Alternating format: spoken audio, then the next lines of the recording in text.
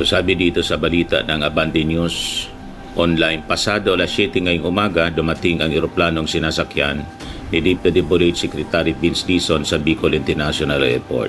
Personal siyang sinalubong ng mga opisyal ng DPWH Bicol, Philippine National Police at ilang lokal na opisyal ng Albay at Camarines Sur. Nakatagdang inspeksyonin ng kalihim ang Maharlika Highway sa lalawigan ng Albay at Sorsogon. Kahit malakas po yun. Pero nandito sa amin yung geothermal. Kada eleksyon, yun ang promise ng mga nananalong Bicolanong senador. Alam na niyo kung sino yung mga nananalong Bicolanong senador? Wala man pong nangyayari. Laging ganun ang issue nila. At pati itong kalsada. Ginawa pong palabigasan po ang kalsada, mga infrastruktura. Lahat band-aid solution ang ginagawa nila. Patagpi-tagpi. Kasi nagbabagang mga balita at pagtalakay sa mga isyu ng lipunan. Bulsa! Opinyon, banat at paglalantad sa katotohanan. Bulsa! What you see is what you get. You decide. hello po mga kababayan, si Dante Maravillas. Ano niya, Mr. Maravillas, yung mga balita. O, ito siya mga kababayan. Kadarating pa lang dito sa Albay. In-invite tayo na Albay Media to cover. Andito siya para mag-inspection po sa mga infrastructure projects dito sa Albay, Sorsogon, pati sa Samar. Yan si Vince Dizon. Kadarating pa lang po sa Bicol International Airport. So sabi dito sa balita ng Abante News Online, pasado alas 7 ngayong umaga, dumating ang eroplanong sinasakyan ni DPWH Secretary Vince Dizon sa Bicol International Airport.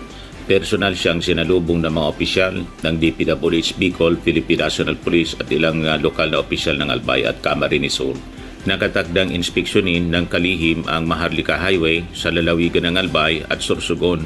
Kahit malakas po yung mga pag-ulan-ulan dito sa amin kasi may shear line dito sa Bicol, pero tuloy lang ang trabaho ni Vince Dizon.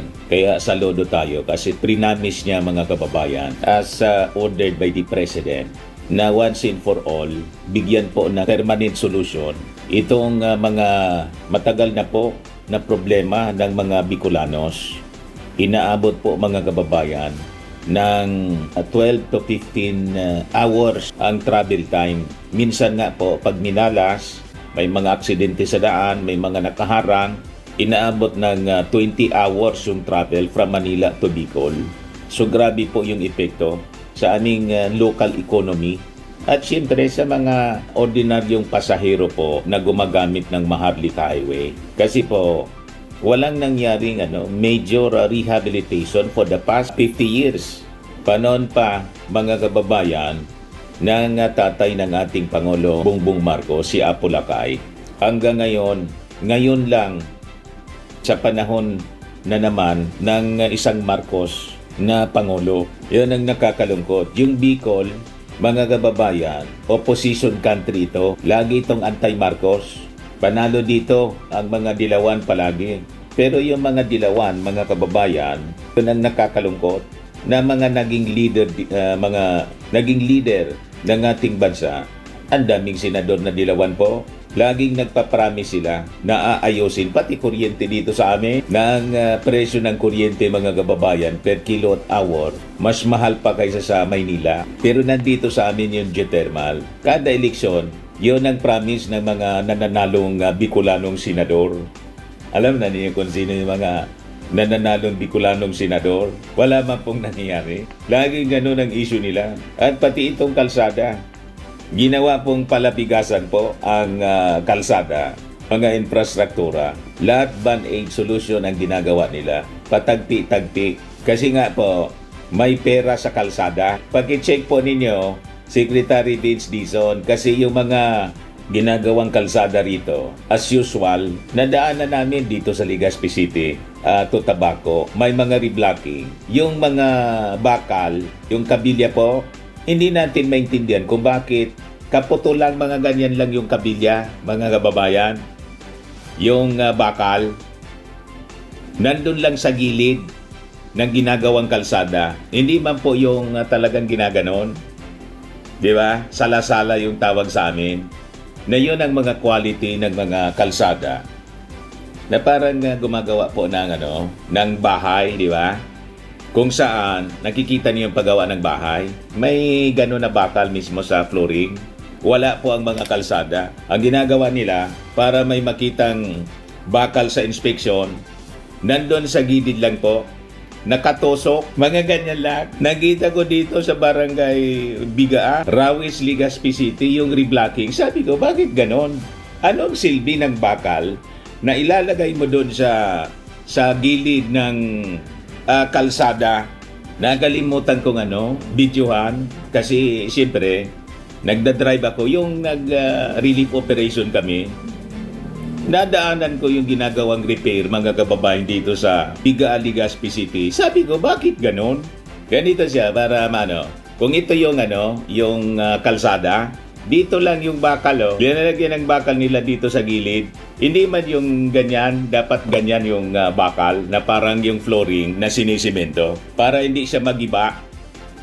That is yung gumagawa ng tulay, dapat na binabanigan ng bakal, yun dapat ang ginagawa nila. That is the design ng mga kalsada nung panahon ni Apo Lakay.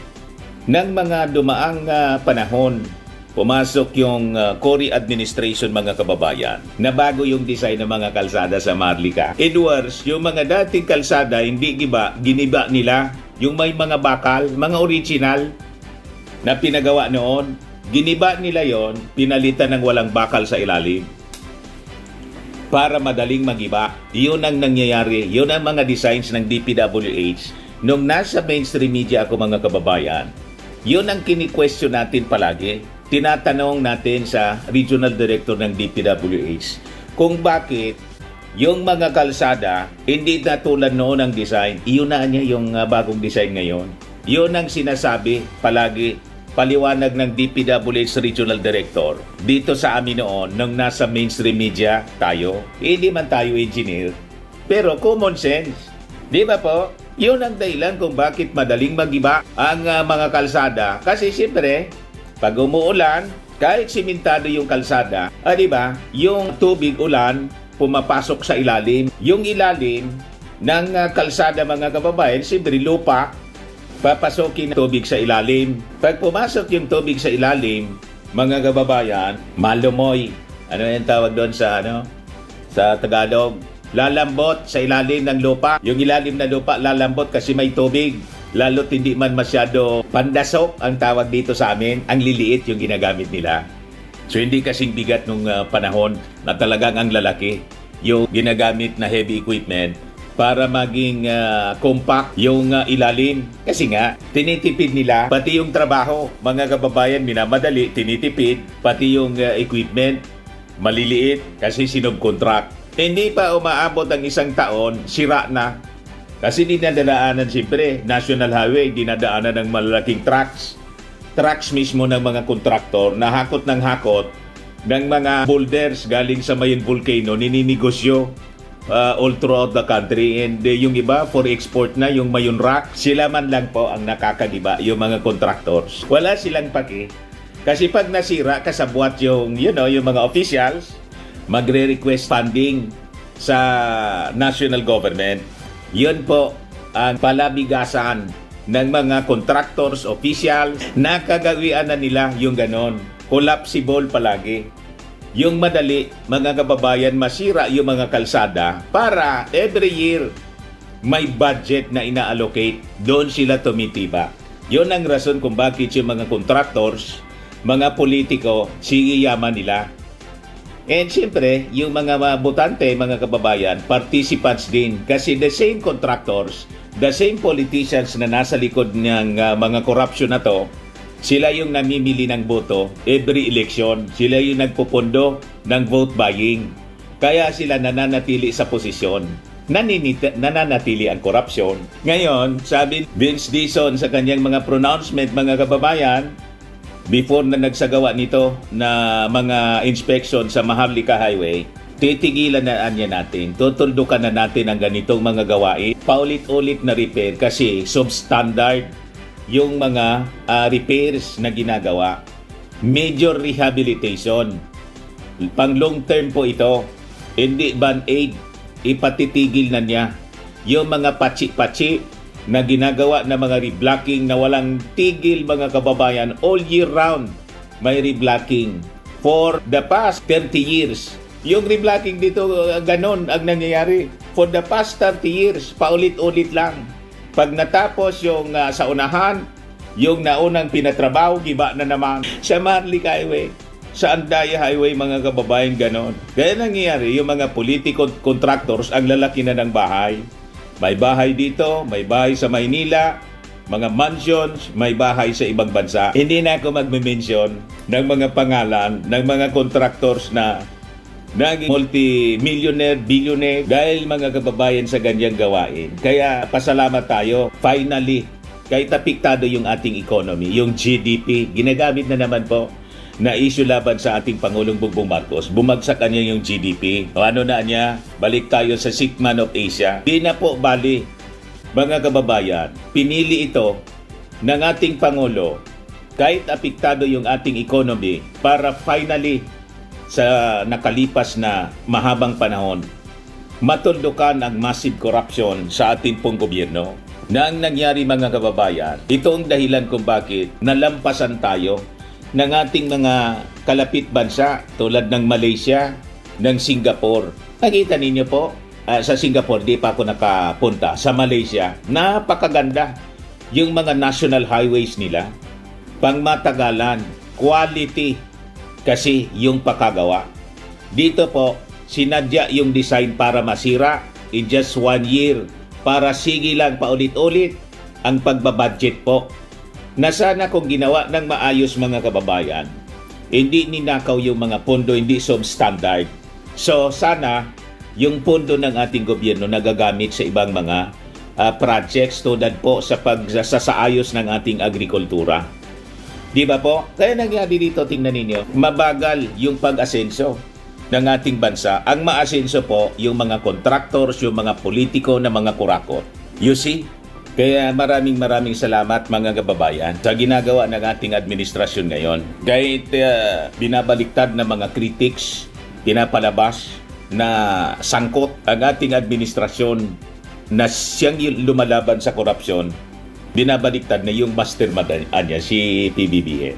Kaya sabi ni Claire Castro, huwag magpakahipokrito. Kailangan natin ang mga taong totoong lumalaban sa korupsyon. Nasaan anya sila noon? Kwenisyon ni Palace Press Officer Yusek Claire Castro ang paninindigan ng ilang personalidad na nagsasalita laban sa korupsyon. Anya naging enabler umano sila sa lantarang korupsyon ng nakaraang administrasyon. Kasunod ito ng isinagawang protest ride ng ilang taga-suporta ng pamilyang Duterte sa pangunguna ng dating kongresista na si Mike Defensor ngayong Sabado, January 31 kahapon upang ipanawagan ang pagbaba sa pwesto ni President Bongbong Marcos. Pinapaalam namin ang tunay na kalagayan ng Pangulo. Huwag silang bulag o bingi. Huwag din silang manatiling source ng fake news, sabi po ni Jose Castro. Yung one-time, big-time rally ni Chavit Singzon, nilangaw po, sila-sila man lang, nag-motorcade na lang. Yan mga trying hard, namigay ng lugaw pati sa mga bata para makadagdag sa crowd. Ayan lang sila. Ayan ang one-time, big-time rally. Ayan lang sila. Nagsisiksikan yun ng mga participants na motorista. Sabay pa interview sa mga vloggers nila. Si Celis po. Sila na lang ang naglulukuhan mga kababayan. Ano na? Sabi ko sa inyo. Yan lang sila. Yan. Mga nakamotor, yung mga sasakyan, ilan-ilan lang naman dyan yung participant. Ito yung pag-ingay nila mga kababayan sa EDSA.